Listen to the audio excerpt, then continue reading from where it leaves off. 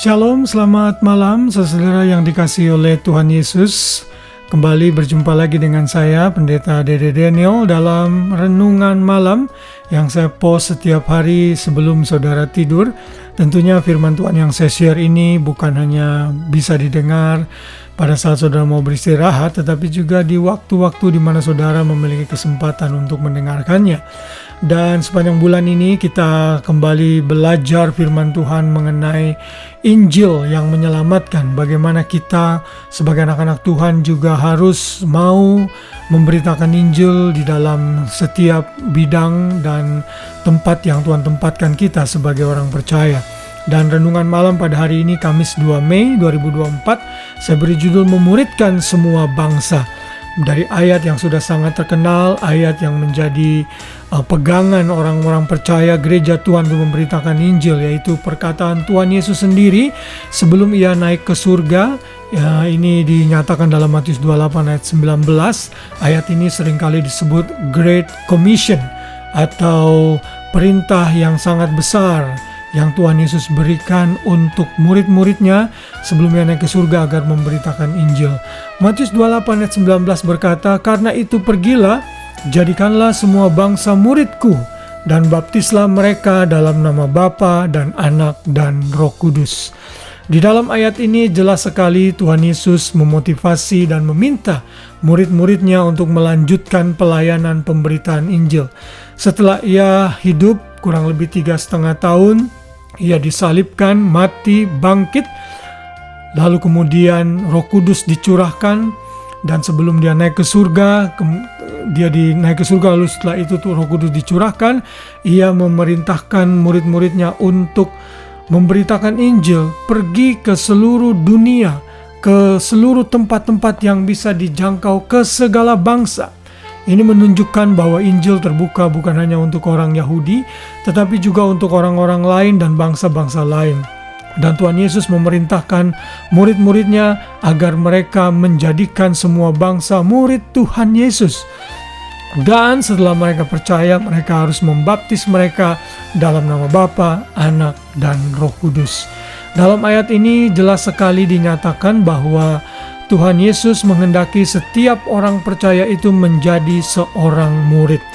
Dan saya percaya menyelidiki banyak ayat-ayat mengenai murid. Kata murid itu ya, matetes, ini adalah salah satu sebutan untuk orang percaya. Saya percaya orang percaya yang disebut murid bukanlah second class Christian. Setiap orang percaya yang sudah mengaku Yesus sebagai Tuhan dan Juru Selamat, ia adalah seorang murid. Dan dia sudah mendaftar kepada sekolah yang Tuhan Yesus berikan kepada mereka, di mana Alkitab adalah manual book atau kurikulum yang harus ditaati.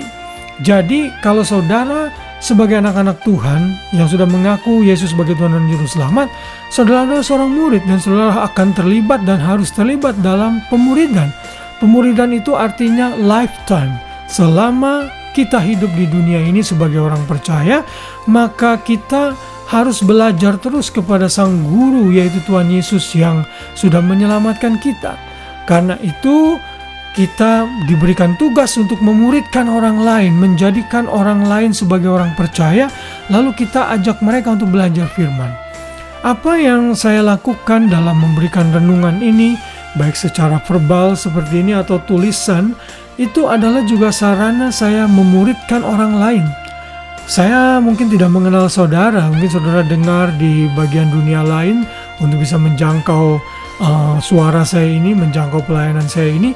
Tetapi kalau saudara memperhatikan apa yang saya share, itu mengandung banyak pelajaran-pelajaran Alkitabiah yang saudara belajar tidak secara formal di sekolah, tapi saya memberikan satu penafsiran, penjelasan mengenai kebenaran firman yang kita baca setiap hari. Ini adalah salah satu bentuk pemuridan walaupun saya tidak terlibat one-on-one dengan saudara. Karena pemuridan itu bisa dilakukan dalam berbagai macam cara dengan menggunakan berbagai macam media. Intinya, apa yang Tuhan Yesus perintahkan sebelum dia naik ke surga harus dilanjutkan oleh murid-muridnya.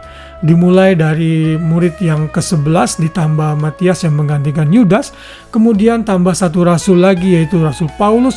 Mereka semua menyebar ke seluruh dunia, mulai dari Yerusalem, Yudea, Samaria, dan ke ujung-ujung bumi.